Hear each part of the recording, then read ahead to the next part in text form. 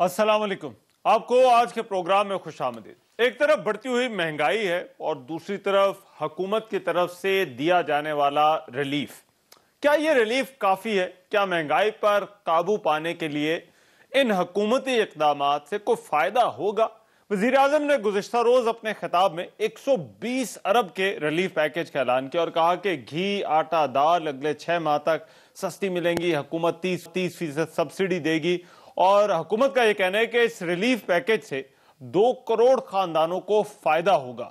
Package है 2 करोड़ खानदानों के लिए और वो अफेक्ट करेगा तकरीबन 13 करोड़ पाकिस्तानियों को। और ये पैकेज है 120 अरब रुपए का। इसमें हम 3 सबसे ज्यादा जरूरी चीजें हैं, घी, आटा और दाल। इसमें आप दुकान में जाके इस पे 30% आपको डिस्काउंट मिलेगा। हम 30% सब्सिडी दे रहे हैं गवर्नमेंट, तो इसमें आपको 30% आपको इसमें बचत होगी जब आप जाके ये 3 चीजें खरीदेंगे। आज वजीर आजम की मुआविन खुसूसी सानिया निश्तर साहबा ने भी प्रेस कॉन्फ्रेंस की, जिसमें उन्होंने बताया कि यूटिलिटी स्टोर्स के साथ करियाना स्टोर भी एहसास प्रोग्राम में शामिल होने के अहल होंगे। रिलीफ पैकेज जो है उसमें रजिस्ट्रेशन के लिए वेब पोर्टल जाएगा और इससे 13 करोड़ अफराद मुस्तफीद होंगे। एहसास राशन जिसका जिक्र वज़ीर आज़म साहब ने अपने खिताब में कल किया है, ये 2 करोड़ ख़ानदानों के लिए और तकरीबन इससे 13 करोड़ लोग मुस्तफीद होंगे। ये लोग शामिल प्रोग्राम में कैसे होंगे? तो पीर के दिन इंशाअल्लाह एक वेब पोर्टल खुल जाएगा जिसमें लोगों से उनके शिनाख्ती कार्ड के साथ उनके आइडेंटिटी कार्ड के ऊपर इशू किया हुआ मोबाइल नंबर मांगा जाएगा और उसके बाद 2 या 3 हफ्ते बाद हम जांच पड़ताल के बाद लिस्ट शाया कर देंगे कि कौन लोग इसकी हकदार हैं और कौन लोग इसके हकदार नहीं हैं। लेकिन दूसरी तरफ हर रोज महंगाई से जुड़ी एक खबर आती है जो आम आदमी के लिए मजीद मुश्किलात लाती है। आज मुख्तलिफ इत्तलात के मुताबिक मुल्क के कई हिस्सों में चीनी 150 रुपए फी किलो तक फरोख्त हो रही है, जिसकी वजह एक्स मिल्क कीमत की तारीख की बुलंद तरीन सतह है।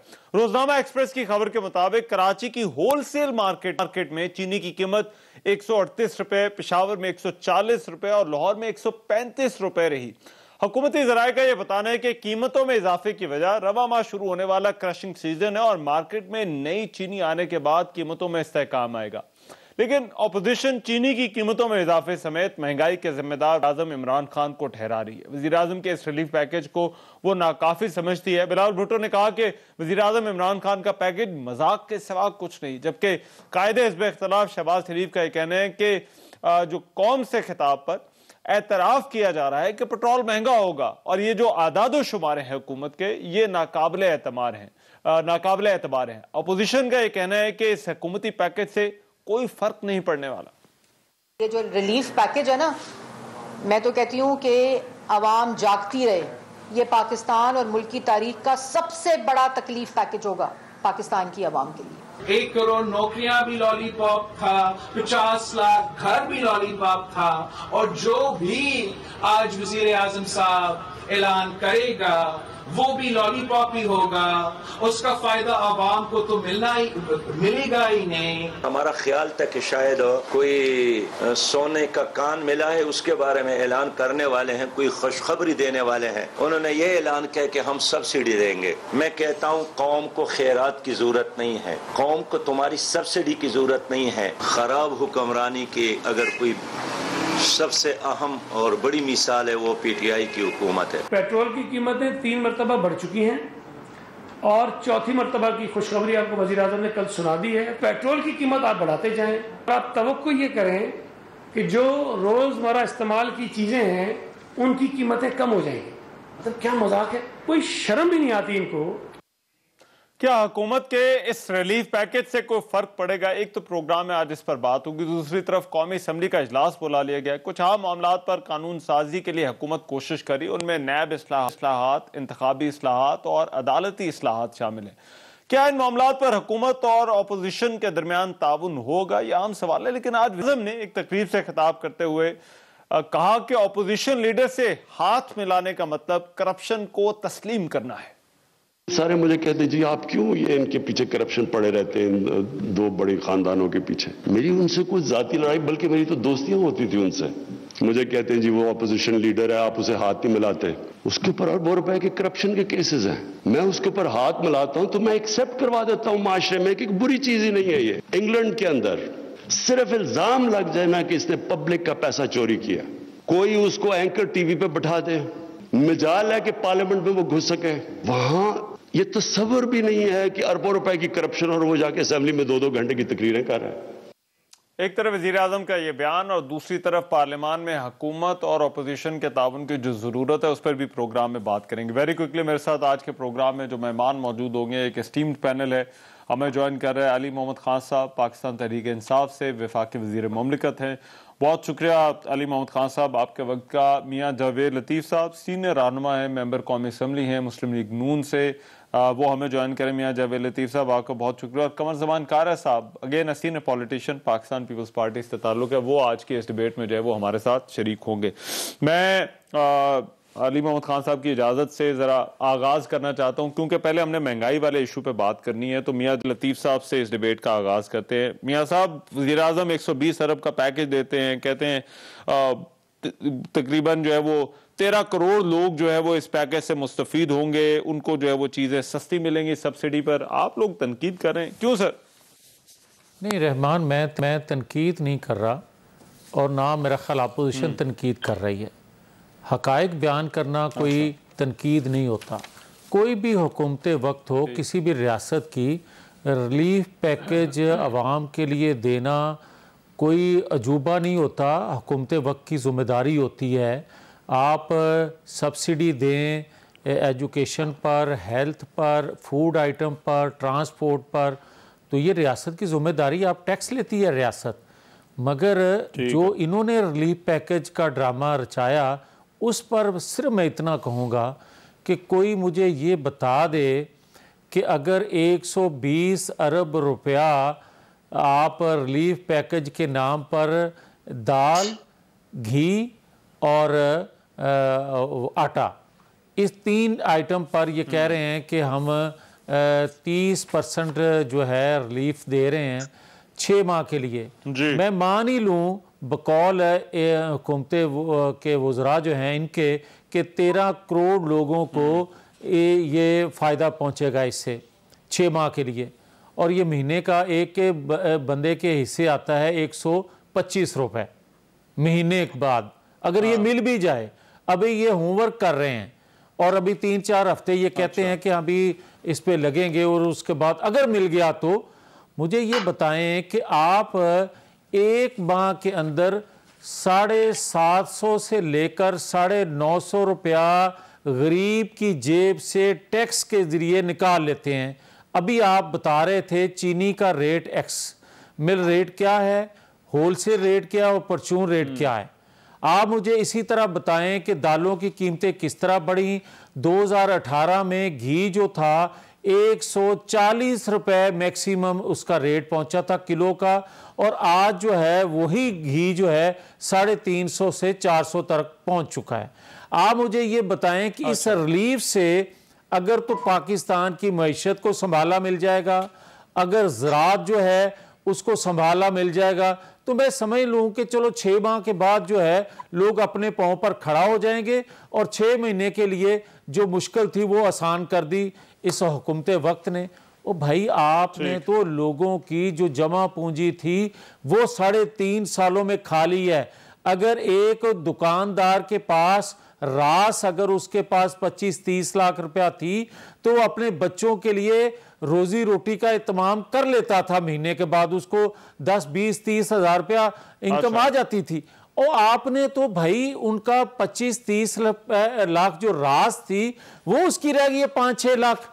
आपने महंगाई तो आप ये कह रहे हैं कि जो खर्चे हैं वो इतने बढ़ गए हैं कि ये 120 अरब रुपए, जिसमें से आपका ये कहना है कि 125 रुपए पर बंदा जो है ये जो मिलेगा रिलीफ, ये काफी नहीं है, इससे कोई फर्क नहीं पड़ता। इससे फर्क नहीं पड़ेगा, मगर ये बात फर्क ही नहीं रहमान पड़ेगा, बल्कि आप उन लोगों के जख्मों पर आपने नमक छिड़का है जो आप रिलीफ के नाम पे उनके साथ कर रहे हो, मजाक कर रहे हो। ठीक है। मैं जरा कायरा साहब, ये देखिए 2 आर्गुमेंट हैं हुकूमत के। एक तो ये कि ये आलमी मंडियों में जो कीमतें बढ़ी हैं, जो ट्रांसपोर्टेशन कॉस्ट बढ़ी है, ये महंगाई को ऐसा फिनोमेना है जो सिर्फ यहाँ तक नहीं है, पेट्रोल की कीमत बढ़ना। एक तरफ ये आर्गूमेंट है जो हुकूमत दे रही है, हुकूमत चीज़ों को एक्सप्लेन करने की जब कोशिश करती है।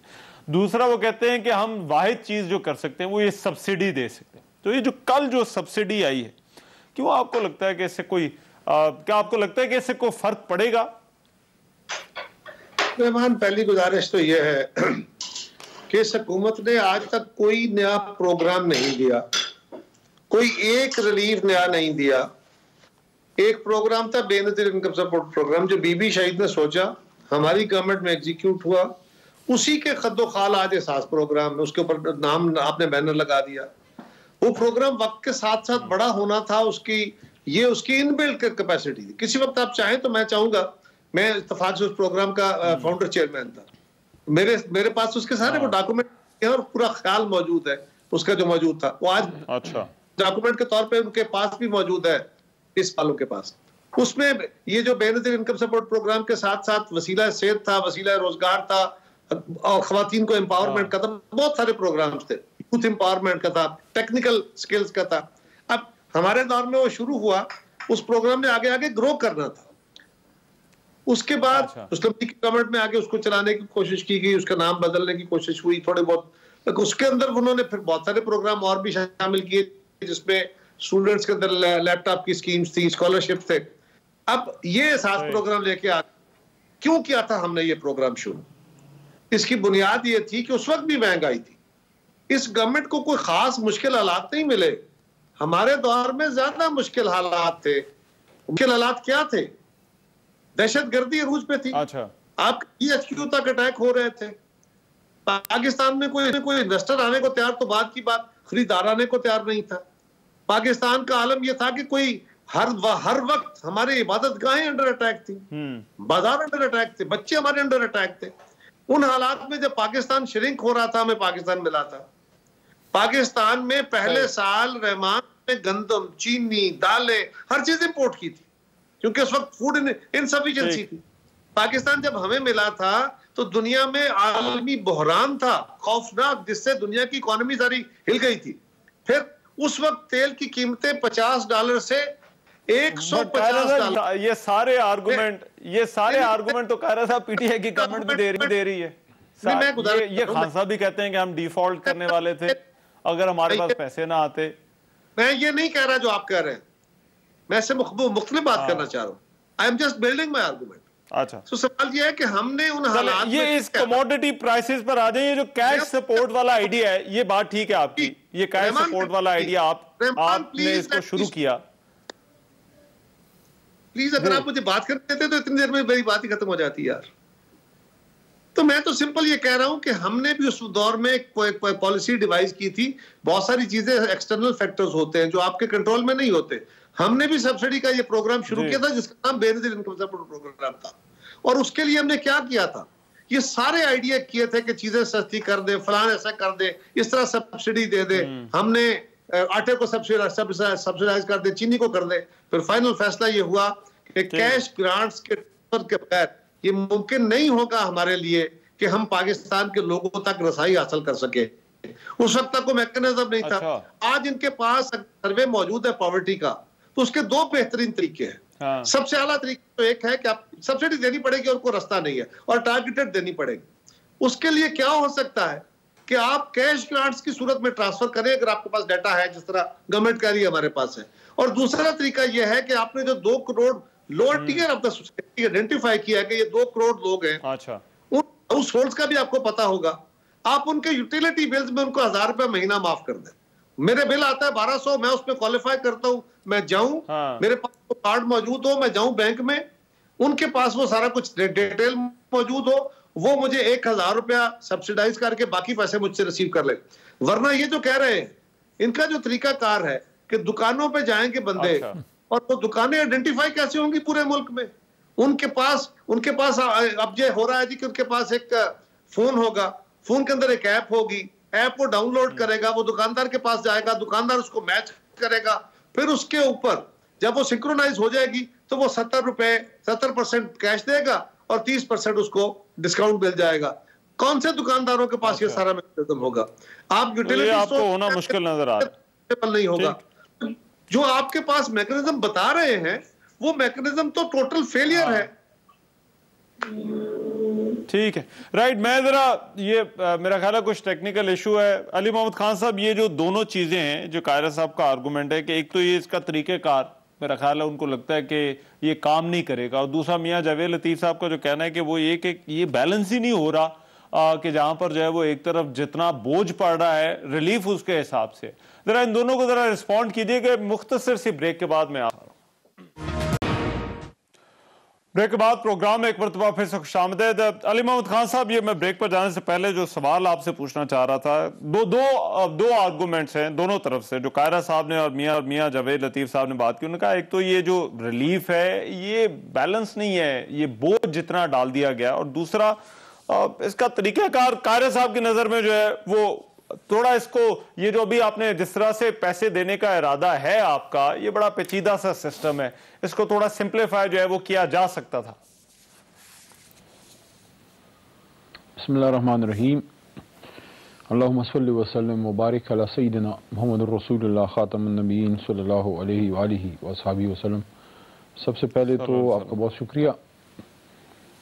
देखिए रहमान भाई, इब्तिदा हम इस एक बुनियादी बात से कर लेते हैं, फिर आगे बात बढ़ा देते हैं, और दोनों मोहतरम मेहमानों ने अच्छी गुफ्तगू की है, मैं अप्रिशिएट करता हूँ। तजावीज़ दी हैं या जिस तरह एक संजीदा सियासी कारकुन को बात करनी चाहिए कि बजाय इसके कि ये, हाँ एक बात में मुझे एतराज़ है जावेद लतीफ़ साहब की, वो मैं बाद में आपको बताता हूँ, लेकिन मैं जो बुनियादी बात जिस पर मैं बुनियाद रखना चाहता हूँ इस सारी गुफ्तगू की, वो ये है कि जो नबी पाक सल्लल्लाहु अलैहि वसल्लम की हदीस का मफ़हूम है कि आप किसी को मछली मत दें, जाल दें, ताकि वो अपने लिए खुद मछली पकड़ सके, ये बुनियाद है। मकसद क्या है कि हमने लोगों को खुद कफील बनाना है, ठीक है, अपने पैरों पे खड़े हों, ताकि वो मांगते ना बने बल्कि वो देने वाले बने, लेने वाले ना बने। अच्छा, अब वो तो आइडियल है, ठीक है जी, उसके लिए तो इमरान खान साहब और हमारी हुकूमत के बड़े प्रोग्राम्स भी हैं, उस पर भी मैं बात करूंगा अगर टाइम होगा। लेकिन इस वक्त जो बीच का ये गैप का टाइम है, जिस वक्त आप किसी को फौरी तो नहीं पैरों पे खड़ा कर सकते ना, तो आप थोड़ा सा आपको रिलीफ देनी है। अब उसमें क्या करें, ये 6 महीने का जो गैप है उसके लिए ये सारा प्रोग्राम है, ये कोई सारी जिंदगी का नहीं है। वो उसके लिए एक और प्रोग्राम जो बहुत जबरदस्त आया है, जो पाकिस्तान कामयाब प्रोग्राम है, कामयाब पाकिस्तान। बहुत से बच्चियों को अभी उसका पूरा आइडिया भी नहीं है, बल्कि मैं खान साहब से इस पे बात करूंगा, रिक्वेस्ट करूंगा कि फवाद साहब और शौकत तरीन साहब इसको और भी जरा उसको प्रोजेक्ट करें, क्योंकि 1600 अरब रुपए 1600 बिलियन, और वो भी बिला सूद, यानी कि वो पैसा हमारी हुकूमत की जेब से भी नहीं जाएगा, कुछ अरसे के लिए अवाम के पास जाएगा, फिर वापस आएगा। और ये वही मॉडल है जो हुकूमत या और इस तरह की स्कीम आई जिसने बहुत से करोड़ों लोगों को पैरों पे खड़ा किया। तो ये 1600 अरब रुपए जो है, ये वो जाल है जो लोगों को मिलेगा, जिससे खुद मछलियां पकड़े, बिजनेस करें, एक बच्चा फर्ज करें, उससे 2, 3 या 5 लाख अभी महंगाई का है, और उसके साथ जो है जी, बट इमीडिएट कंसर्न सर अब तो महंगाई का है ना ये। हाँ देखिए, ये जो अभी प्रोजेक्ट है जो अभी लॉन्च किया गया है 120 अरब का है, इसमें शायद कायरा साहब को थोड़ा सा इसमें मुगालता हुआ है। 2 करोड़ लोग नहीं है, 2 करोड़ यानी 20 मिलियन, 2 करोड़ फैमिलीज हैं, जो कोई 13 करोड़ बंदा बनता है, 13 करोड़। अब पाकिस्तान की आबादी 22 करोड़ है। It's like you are covering, you know, it's a massive. दुनिया में बड़े कम ऐसे प्रोग्राम, और हाँ गरीब मुल्क में तो बड़े कम है। 50% से ज्यादा आपके लोगों को शायद ये कवर करेगा, क्योंकि फैमिलीज 2 करोड़ है, तो बंदा आपका कोई 12-13 करोड़ जो है वो बन जाता है। अब उसमें ऑप्शन ये है कि ये वैसे तो बेशुमार जरूरी है, और कोई भी ये नहीं कह रहा कि सफिशिएंट है, हमने तो क्लेम ही नहीं किया कि काफी है, लेकिन हम ये उन लोगों के लिए है, देखें, जो आदमी की दिहाड़ीदार है, या जो डेली वेजर है, या जो बहुत कम तनख्वाह वाला है, 15,000, 25,000, 30,000 वाले आदमी को अगर आप आटे, घी और उसमें दालों में सब्सिडी दे देते हैं, और उसमें अच्छी बात यह है कि जो बिस्प का डाटा था, जो अब एहसास का डाटा बन गया है, उसमें अच्छा ये एक और स्टेप ले लिया गया, जिसमें अप्रिशिएट करता हूं खान साहब को, पहले साथ में मुराद सईद साहब को, जिनकी तजवीज आई थी कि इसमें कुछ लोगों पे चेक होता था जो बिस्प डाटा में फिर वो नहीं हो जाता, एहसास का उनको नहीं मिलता था 12,000 वाला, कि जिसने को बाहर ट्रेवल किया हो, तो उनकी रिक्वेस्ट पे उन्होंने खान साहब ने निकाल दिया कि जो ओवरसीज भी है, जो गरीब आदमी बाहर मजदूरी के लिए गया है, सिर्फ पासपोर्ट होने की वजह से उसको इससे बाहर ना करें। दूसरा, क्लास 4, क्लास 5, 6, 7 तक जो निचले दर्जे के मुलाजमीन हैं, जो हमारे दूसरे आर्गुमेंट है, क्या आपको लगता है इनको भी ये मिलेगा? अब इसमें जो कायरा साहब की तजवीज आई है उस पर भी मैं बात कर लूं। सर मैं जरा गुजारिश मेरी जरा सुन लें। जो मियां साहब का सवाल था कि ये 30% आपने रिलीफ दिया, 3 चीजों पर दिया, लेकिन क्या ये काफी है? Is this enough? नहीं, ये काफी नहीं है। ये मैं बात पहले कर लूं, मैं कर भी चुका हूं, अब दोबारा अपनी बात पे वापस आता हूं। देखें, एक तो दोनों मोहतरम मेंबरान ने जो बात की है, मैं जावेद लतीफ साहब की इस बात से एग्री नहीं करता। ये एक उन्होंने सियासी बात की है। उन्होंने कहा कि हमने कोई ड्रामेबाजी की है, तो मैं फिर ये कहूंगा कि जावेद लतीफ साहब को, चलो मैं नहीं कहता कि आप लोग सियासी शोबदाबाजी कर रहे हैं। देखें, इंटेंशन पे किसी के शक ना करें। हाँ, आपके पास काउंटर तजवीज है, जिस तरह अभी दी है मोहतरम कायरा साहब ने कि जनाब आप इसको यूटिलिटी स्टोर्स या परचून वाले करियाने के ना दें, आप बिल्स में लें। ये काउंटर तजवीज है जिस पे बात हो सकती है, लेकिन फिलहाल इस पे प्लानिंग हमारी एक करियाना वाले पे मोहतरम जो है सानिया नश्तर साहब ने, डॉक्टर साहब ने करनी भी है। और ये ऐसा नहीं है कि 4 महीने 4 हफ्ते बाद ये लॉन्च होगा, ये बतदरीज होता जाएगा। मंडे से स्टार्ट हो जाएगा, बतदरीज लोग इसमें आते जाएंगे और ये आगे चलता जाएगा। तो इंशाल्लाह देखें, 15,000 20,000 के दाढ़ीदार को जब आप ये 3 चीजों पर रिलीफ देंगे तो कुछ ना कुछ उसको एक रेस्पाइट मिलेगा इस महंगाई के टाइम में। इंशाल्लाह आपके मैक्रो इंडिकेटर्स बेहतर हैं, महंगाई भी इंशाल्लाह कंट्रोल होगी, क्योंकि डॉलर का भी इंशाल्लाह रेट जो है वो नीचे आ रहा है। रहमान, एक मिनट, अगर आप इसको इनिशिएट करते हुए 2-3 महीने लगा देंगे, 6 महीने इसका कुल टाइम है। हाँ, नहीं, ये मंडे से स्टार्ट है हुजूर। बट 6 महीने कायरा साहब, अगर गवर्नमेंट ये फोर्सिंग कर रही है कि ये 6 महीने तक महंगाई वाला मामला चलना है, यू नो, गवर्नमेंट भी कहीं ना कहीं ऐसा तो लग रहा है कि अभी ये जो रियलिस्टिक गवर्नमेंट सारे लोगों को टोटल महंगाई का रिलीफ नहीं दे सकती, ये बात दुरुस्त है। इतने वसाइल नहीं है गवर्नमेंट के पास, कभी भी नहीं होंगे। लेकिन जो वसाइल आपने देने हैं वो आप क्विकेस्ट कैसे दे सकते हैं? मसलन हमने क्या किया था, हमने फौरन तनख्वाहें बढ़ा दी थी, हमने फौरन हमने प्राइवेट सेक्टर में तनख्वाहें बढ़ा दी थी, हमने किसान को सब्सिडियां दे दी, उसको पैसे दिए थे थ्रू सपोर्ट प्राइस, और हमने BISP शुरू कर दिया था। सब हमने भी किया है। हमने भी किया है भाई। अप्रोच कर में लोगों को सपोर्ट फराहम हो जाए, और कोई जरिया नहीं होगा। और ये मैं आपको आज कह रहा हूं, अल्लाह ना, मेरी बात दुरुस्त, मैं अल्लाह ना करे ये दुरुस्त हो, लेकिन ऐसा होने जा रहा है कि बहुत बड़ा मैसअप होकर इनके खिलाफ स्कैंडल बनेंगे। मगर सर सब्सिडीज के साथ आपकी दुआ पे अमीन नहीं करता, लेकिन इस वाली पे मैंने अमीन कर दिया। सब्सिडी जब गवर्नमेंट के अपने पास जो है वो इतने पैसे, इतनी गुंजाइश हो कि वो सब्सिडीज दे। देखिए सर, ये बात समझने की है कि सब्सिडी भी गवर्नमेंट एक हद तक दे सकती है, लेकिन मियां जावेद लतीफ साहब, ये खैर शहबाज शरीफ ने तो बात की, उन्होंने कहा कि ये जो नंबर्स हैं ये हुकूमत के उनको नंबर ठीक नहीं नजर आते। लेकिन देखिए ना, वो अपनी जगह, एक मिनट दीजिएगा, बट गवर्नमेंट का एक असूली एक आर्गुमेंट गवर्नमेंट का ये है कि हम जितना कुछ कर सकते हैं हम उतना कर रहे हैं।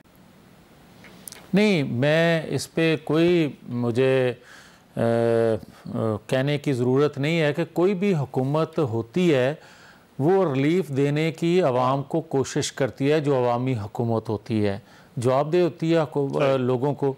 मगर मैं जो बात कहना चाह रहा हूँ और जो कह रहा हूँ वो ये है कि आप मुझे ये बताएं कि 13 करोड़ लोगों को ये सब्सिडी देना चाहते हैं, 30% 3 आइटम पर जो सब्सिडी देकर लोगों को रिलीफ देना चाहते हैं। ज़रूरियात ज़िंदगी की बाकी चीज़ें जो वही 13 करोड़ लोग हैं वो कहाँ से पूरी करेंगे जो रोज़ ये बढ़ा रहे हैं। तीसरा, मैं इनसे सवाल ये करना चाहता हूँ, जो अभी कायरा साहब भी कह रहे थे कि दर्जा 4 से लेकर ऊपर तक स्केल के जितने लोग हैं 2 सालों में किसकी तनख्वाह बढ़ी सरकारी मुलाजम की। इसी तरह मैं इनकी खिदमत में ये अर्ज़ कर रहा हूँ कि आप ये भी साथ खुशखबरी कल की अनाउंसमेंट में कर रहे हैं कि पेट्रोल, गैस, बिजली के रेट भी बढ़ेंगे। रहमान साहब मुझे ये बताएं, अभी ये कह रहे हैं अली मोहम्मद खान साहब के मैं शायद सियासी पॉइंट स्कोरिंग कर रहा हूँ। मैं पॉइंट स्कोरिंग नहीं कर रहा, मैं तो एक इल्तिजा कर रहा हूँ लोगों की तरफ से, अपनी तरफ से, कि भाई मुझे ये सिर्फ बता दो कि अभी आपने मनसूबाबंदी करनी है, महीने बाद हो जाए, 2 हफ्तों बाद हो जाए, 3 हफ्तों बाद हो जाए। मैं तो कहता हूं कि 6 माह के कल से आप शुरू कर दें और 6 माह आपने पूरे कर लिए।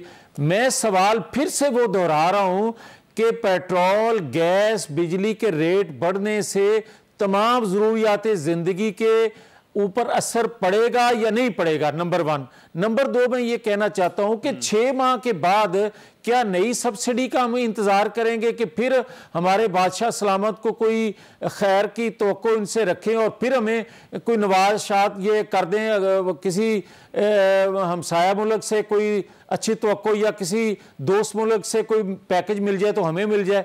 और भाई ये नहीं होता, रियासत के अंदर होता ये है कि ये रिलीफ पैकेज काबीना के मुतलका वज़रा जो हैं, ये छोटे मोटे पैकेज जो हैं वो अनाउंसमेंट करते रहते हैं। इनसे तो जो तवक्को थी प्राइम मिनिस्टर से वो ये थी रहमान कि वो ये कहते कि मैं मईशत को संभाला देने के लिए ये स्कीम लेकर आ रहा हूं, ये नए कारखाने इससे लगेंगे, बंद कारखानों के ये दरवाजे खुलेंगे, ज़राअत के लिए मैं ये कर रहा हूं। और भाई आप अगर 5 लाख रुपया ये किसान को बिला सूद कर्जा दे रहे हो या आप ताजर को देने का ऐलान कर रहे हो, तो भाई इससे पहले हुकूमतें बिला सूद कर्जे नहीं देती रही। और आज 5 लाख की वैल्यू क्या है, मुझे ये बताए कोई। और होना तो ये चाहिए था कि हम मसूफ आते और ये फरमाते जो लोगों को तवक्को थी, वो ये स्थिति कि ये आके कहते कि 3.5 सालों में हम नातजर्बाकार थे, नालायकी हमसे हुई, हमारे लोगों ने माल बनाया, करप्शन धड़ल्ले से की, नैब हमारे हाथ में थी, उससे भी हमने बचा के रखा, FIA अभी हमारे कंट्रोल में थी, एहतसाब इंसाफ करने वाले भी मेरे हाथों में उतना नहीं थे जितना आज मैं ले रहा हूं। तो लिहाजा आप हमें देखो, इनको ना देखो, आप मरते हो मर जाओ। मैं जरा ये रिलीफ वाले पॉइंट पे मियां साहब ये आगे करते हैं बात, आगे करते हैं ये जो खान साहब ने बात की। नहीं, लेकिन एक सेकंड वाली बात, रहमान, एक सेकंड, बेसिक सी चीज, रहमान एक सेकंड, IMF के साथ हमारी रहमान एक सेकंड जो है वो चल रही है। रहमान एक सेकंड माजरत से, चलो रहमान एक सेकंड, मैं सिर्फ ये कहूंगा, अगर मेरी बात इनको बुरी भी लगे, मैं तो एक दुखी दिल से ये कह गया, मगर क्या लंगर खाने पनाहगाहें खोलने से पाकिस्तान तरक्की करेगा? ये पाकिस्तान का इमेज ये बना रहे हैं। मैं जवाब देता हूं, मुझे ब्रेक पर जाना है, राइट, मगर ये तनख्वाहें देने बढ़ाने के लिए भी तो सर पैसे चाहिए होते हैं। या आप जो हम आर्गुमेंट सब्सिडी पे देते हैं, तो आपको लगता है जो गवर्नमेंट जो कहती है कि भाई ये मैक्सिमम है जो हम कर सकते हैं, क्या गवर्नमेंट इस सूरत हाल में कदम उठा सकती है? हाँ, सवाल है कि क्या हम IMF के पास नहीं गए थे? क्या ये कंडीशनलिटीज हमारे सामने नहीं थी? क्या इकोनॉमिक क्रंच का हमें सामना नहीं था? क्या उस वक्त दहशतगर्दी बहुत अरूज पे थी और हमारा रेवेन्यू क्या सिर्फ उस वक्त का कलीमुल्लाह से कलीमुल्लाह की तरफ जा रहा है, बीच में ये असल हीरो को आप भूल गए। आपको भी देते हैं टाइम। आपने तो अली मोहम्मद भाई हैं आप, लेकिन आपने तो वो फुटबॉल मैच ही सुनाना है ना।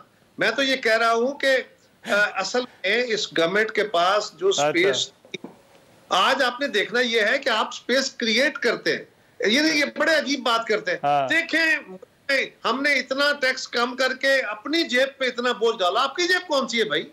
ये सरकारी खजाना आवाम का खजाना है। ठीक है, आपने ऑन कर दिया उन पे। और इसी तरह अगर आप बाहर ले गए, वही वाला ना नेगोशिएट करके आए थे, हमने IMF से रिलीफ लिए थे, हमने 25% तनख्वाहें और 25% पेंशन फौरन बढ़ा दी थी ताकि लोगों के पास पैसा जाए, लोगों को, गरीब लोगों को सपोर्ट मिल जाए।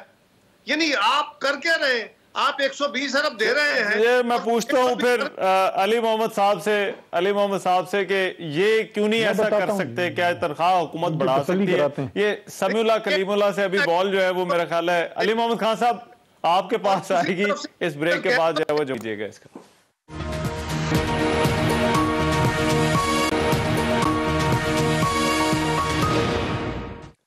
ब्रेक के बाद प्रोग्राम में एक मरतबा फिर से खुशामदीद। अली मोहम्मद खान साहब, ये जो कायरा साहब ब्रेक पर जाने से पहले बात कर रहे थे कि जिन मुश्किलात का आप लोग जिक्र करते हैं वो हर हुकूमत उन्हीं मुश्किलात का जो है वो जिक्र करते हैं, लेकिन इसके बावजूद उनका ये कहना है कि उन्होंने कहीं ज्यादा जो है वो रिलीफ दिया। लेकिन ये वजीर आजम ने जब कल से बात की है तो ये बात हो रही है कि आप बाकी मुल्कों से महंगाई का तो मुकाबला करते हैं, लेकिन बाकी मुल्कों में जो लोगों की कुव्वत खरीद है उसका भी पाकिस्तान के साथ मवाजना करें कि वो पाकिस्तान में जो है, वो पाकिस्तान में लोगों की क्या है एज कंपेयर्ड बाहर लोगों से। 120 अरब के रिलीफ के साथ तेल और बिजली के रेट बढ़ा के आप 620 अरब ले लेंगे उनसे। चलें जी, फिर स्टार्ट हो गए। ठीक। अच्छा रहमान भाई देखें, अच्छा चलें जी, ये सवाल आप तो हमसे करें तो बड़े आप जचते हैं, क्योंकि आप बाहर से पढ़े लिखे आदमी हैं और पाकिस्तानी हैं और इन सब लोगों के डसे हुए हैं। लेकिन ये लोग जब बात करते हैं तो हम कहते हैं कि हम किधर जाएं। यानी कि कोई हद होती है कि जब हमें हुकूमत मिली, ये बड़े कामयाब लोग थे, बड़े काबिल लोग थे, हम इनकॉम्पिटेंट हैं, ये बड़े कॉम्पिटेंट थे। ऐसी कॉम्पिटेंसी से अल्लाह ताला हमारे दुश्मनों को भी बचाए जो पाकिस्तान के खजाने को शीर मादर की तरह आप लूट कसूट के खा जाएं। यानी कि मुझे बताएं, क्या इसको दीमक लग गई थी पाकिस्तान के खजाने को?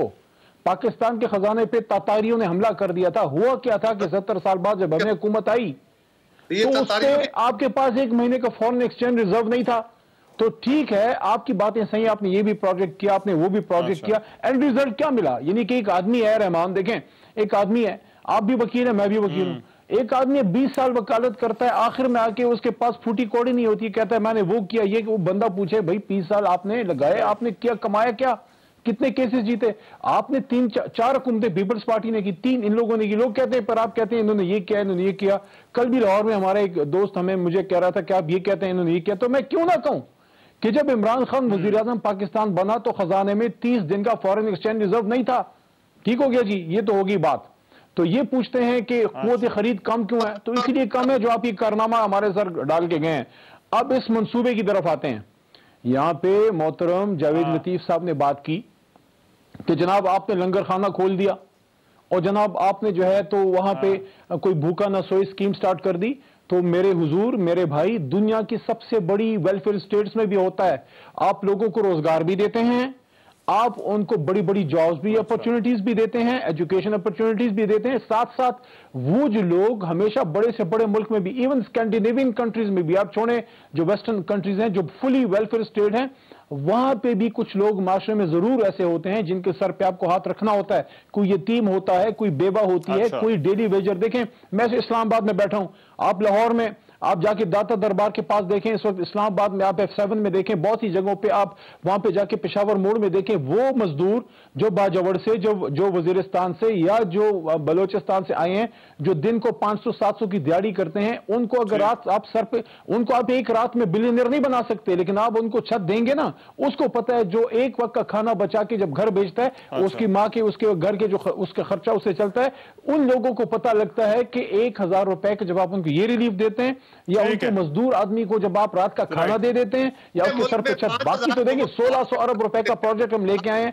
हमने किसानों को अल्लाह ताला की करम से आपने जो है वीट के, गंदम के किसान को तारीखी इंक्रीज पिछले साल दी और इस साल दोबारा 1950 की तरफ लेके गए। आपने जो किसान को, टेक्सटाइल इंडस्ट्री को जो सपोर्ट मिली है, पूछे जावेद लतीफ साहब से, ये लोग बड़ा इंडस्ट्रियलिस्ट बनते हैं, आपके दौर में 50,000 पावर लूम्स क्यों बंद हुई? क्यों पाकिस्तान का कॉटन एक्सपोर्ट जो है वो नीचे गिरा? पूछे अपना जो है कायरा साहब से कि आपके दौर में एग्रीकल्चर एक्सपोर्ट क्यों कम हुई? पाकिस्तान का जो है कॉटन हमारी रीढ़ की हड्डी था, हमने तो नहीं दिए ना, हमने तो नहीं दिए लाइसेंस। आपने सारे लाइसेंस दिए हमारे हालात पूछे हैं ना। मैं जरा, वैसे तो जावेद लतीफ साहब से जरा पहले पूछना बनता है, लेकिन कायरा साहब दरमियान में 2-3 दफा बात करने, कायरा साहब जरा मुख्तसर बात कर ले, फिर मैं मियां साहब से पूछता हूँ। ये जो वो कह रहे हैं कि बात करता हूं, ये तो हमें मिली भी इसी हाल में थी। अब मैं मतलब हर हुकूमत का ये आर्गुमेंट है सर। देखिए, मैं गुजारिश ये कर रहा था, अगर मुझसे आप बात कर रहे हैं, मैं तो सिंपल इतनी गुजारिश करूंगा कि अगर आप ये कह रहे हैं कि हमने एक्सपोर्ट क्या किया, हमारे दौर में पाकिस्तान की रिकॉर्ड एक्सपोर्ट हुई है,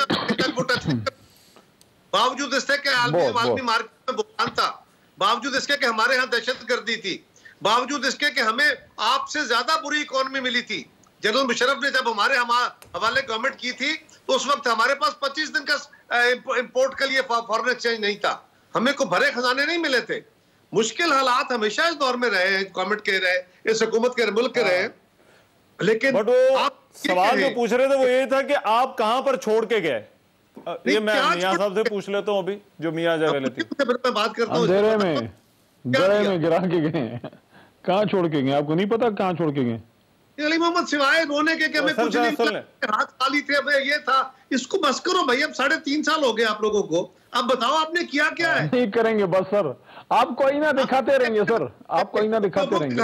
40 साल कारकर्दगी की रिपोर्ट आपको हम इंशाल्लाह देते रहेंगे। मुल्क के अंदर अभी 5000 लोगों को शेल्टर नहीं दिया। आप शेल्टर की बातें बहुत कर रहे हैं, और वो क्या पाकिस्तान के सारे बेरोजगारों को शेल्टर मिल गया है? जिनकी बातें आप करते हैं वहां हर बंदा सेठ के पास जाके कुछ को तो दिया ना, छीना तो नहीं ना, उनको वेलफेयर का फंड मिलता है।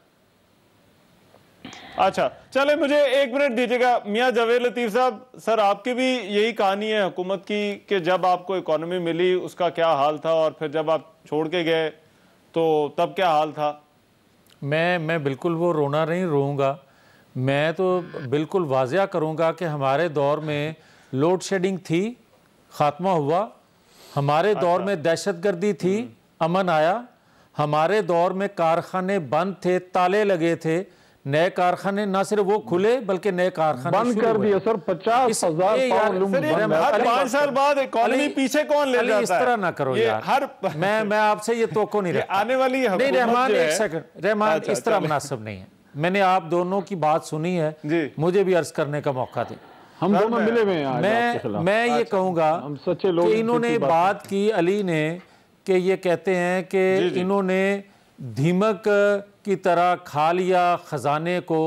मैं कहता हूं कि दीमक की तरह अगर खा लिया होता तो 2018 में घी, चीनी, दाल, सब्जी, गोश्त का हाल ये ना होता। ये लोगों से पूछें, अली मोहम्मद खान, अगर आप लोगों में जाएंगे तो आपको पता चलेगा। दूसरा, दीमक की तरह खाया किसने वो आप सुन लो।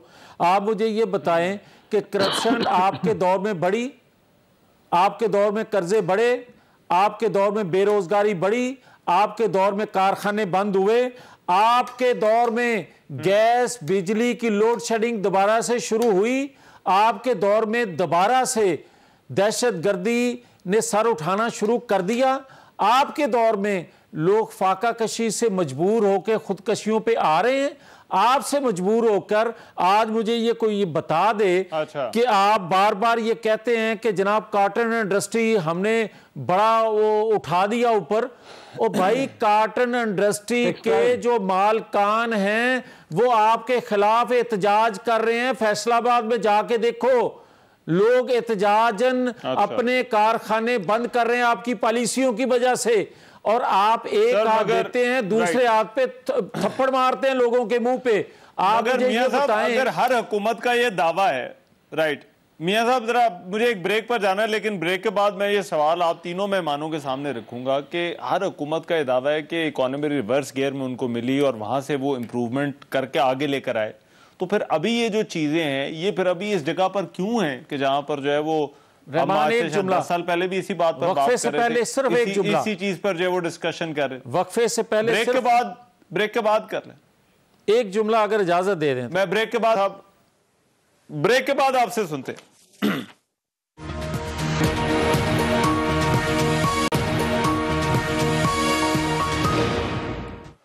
ब्रेक के बाद प्रोग्राम में फिर से खुशामदीद। लास्ट सेगमेंट है, इस बहस को आप समेटते हैं। अली मोहम्मद खान साहब, ये ब्रीफली इस पॉइंट को जरूर एड्रेस कीजिए जो अपोजिशन बार बार पूछती है कि ये आप तो कहते हैं कि आपको इकोनॉमी इस हालत में मिली, बट 3.5 साल हो गए हैं। 3.5 साल में जब पूछा जाता है महंगाई के हवाले से खासतौर पर जब बात होती है, तो अभी हुकूमत कहती है कि अब हालात ऐसे हैं कि जिसके अंदर जो है वो ये मुश्किल है हमारे लिए। तो फिर ये कब से चीजें कम से कम बेहतर होनी चाहिए? देखिए, इसमें वज़ीर ख़ज़ाना साहब क्लियरली बात कर भी चुके हैं कि बहुत जल्दी आप किसी मिरेकल की तवक्को ना करें, कुछ टाइम इसमें लगेगा। इसीलिए 6 महीने के लिए एक रिलीफ पैकेज दिया है। यहाँ पे इस प्रोग्राम में कायरा साहब ने पूछा भी कि क्या, या शायद जावेद लतीफ़ साहब ने पूछा कि 6 महीने बाद क्या होगा।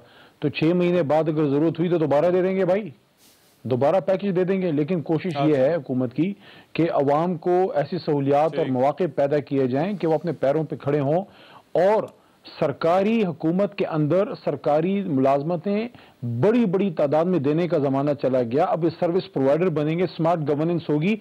आपने लोगों को पैरों पे खड़ा करने के लिए उनको प्राइवेट बिजनेस की तरफ लेके आना है। 1600 अरब रुपए का बिला सूद पैकेज पाकिस्तान की तारीख में इससे बड़ा कोई पैकेज नहीं आया।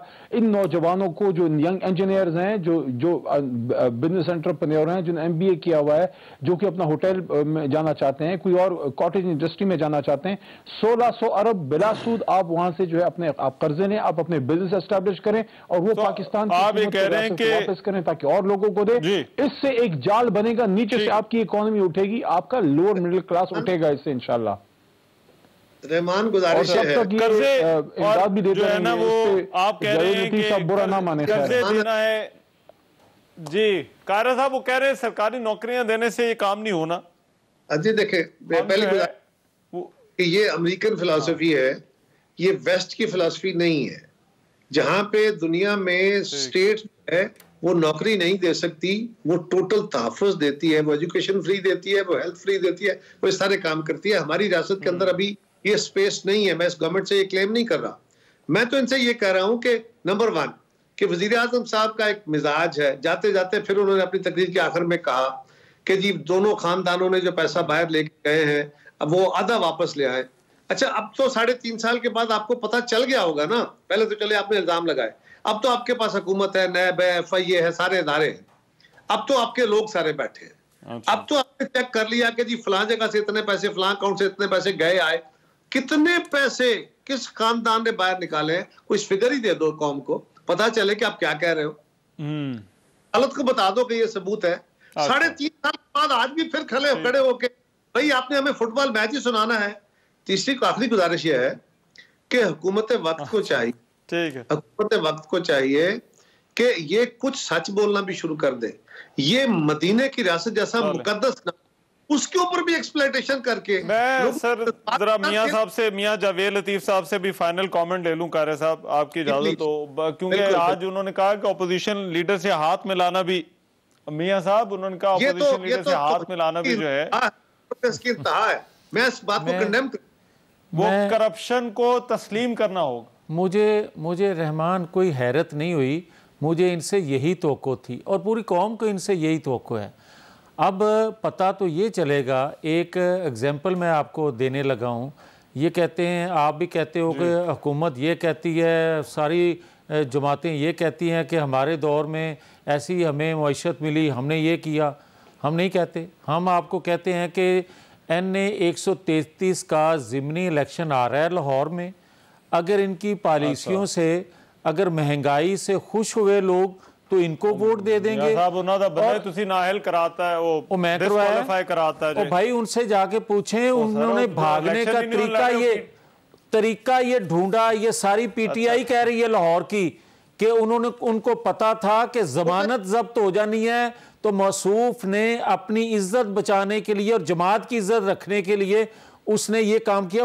वरना यार मुझे ये बताओ कि 4 इलेक्शन वो बंदा लड़ चुका है और 4 बंदा जो इलेक्शन लड़ चुका है उसको ये पता नहीं है कि जो उसका तजवीज़ कुनिंदा, तायद कुनिंदा है वो हल्के से होना चाहिए। कमाल है रहमान साहब, अब वो इस तरह तो ना करो।